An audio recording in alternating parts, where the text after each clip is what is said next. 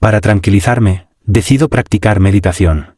Me concentro en mis pies, e inmediatamente me doy cuenta de estar soñando. ¿Cómo no distinguir la diferencia de sensaciones cuando se trataba de cuerpos diferentes? Además, el cuerpo físico no tenía presión en la planta de los pies, pues al dormir no se encontraba vertical. En esta ocasión, la percatación había sido más un tranquilo asumir de un saber que un darme cuenta. Había sido más una decisión, que se me había facilitado el quedar libre del influjo de emociones fuertes. O quizás por otro motivo, que mencionaré unos párrafos más abajo. Arriesgué una frase resultante de la reformulación de lo planteado, un tranquilo asumir de un saber confluye con la facilitación de una decisión. Un poco más, una decisión suave, adoptada por el advenimiento de su propia facilitación, en lugar de por un esforzado acto volitivo, es muy parecida a un tranquilo asumir de un saber, y ambos fenómenos se aproximan hasta que resultan ser lo mismo. Finalmente, la decisión era tan suave que ya no parecía una decisión y el asumir del saber era tan tranquilo que carecía del repentismo abrupto del ajá. En otras palabras, mucho de lo que ocurría había ocurrido ya. La responsabilidad constituía la unión entre el decidir y el darme cuenta, en la forma, decidir darme cuenta. Y también darme cuenta de decidir. Un darme cuenta no era neutro. Implicaba necesariamente una selección respecto de su objeto, o al menos una cierta dirección de la conciencia.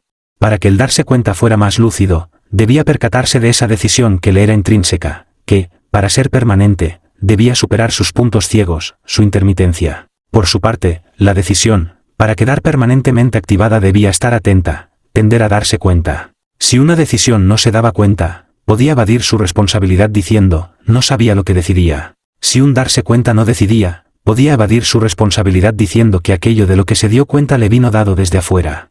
En cambio, con responsabilidad, se diría algo así como, me di cuenta de tal cosa, y voy a explicar por qué, voy a fundamentarlo. Y diría también, decidí tal cosa a sabiendas. Una decisión que escuchaba y un escuchar que decidía se fundían en un concepto, para definir el cual el término más idóneo era responsabilidad. Hasta entonces había denominado a la puerta de acceso al sueño lúcido como percatación, y como tal la había perseguido, pero me había desviado. Era como leer reiteradas veces unos apuntes y con solo eso querer rendir un examen brillante. Faltaba algo.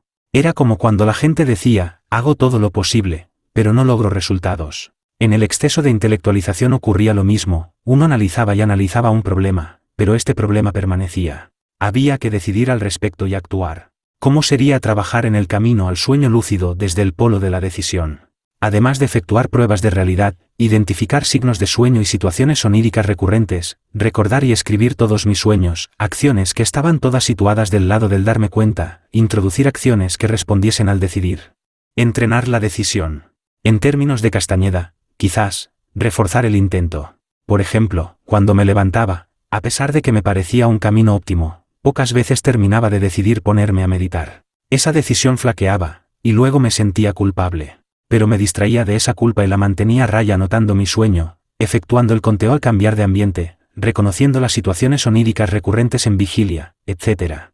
Todo eso estaba muy bien, pero no meditaba, a pesar de que esa era mi voluntad.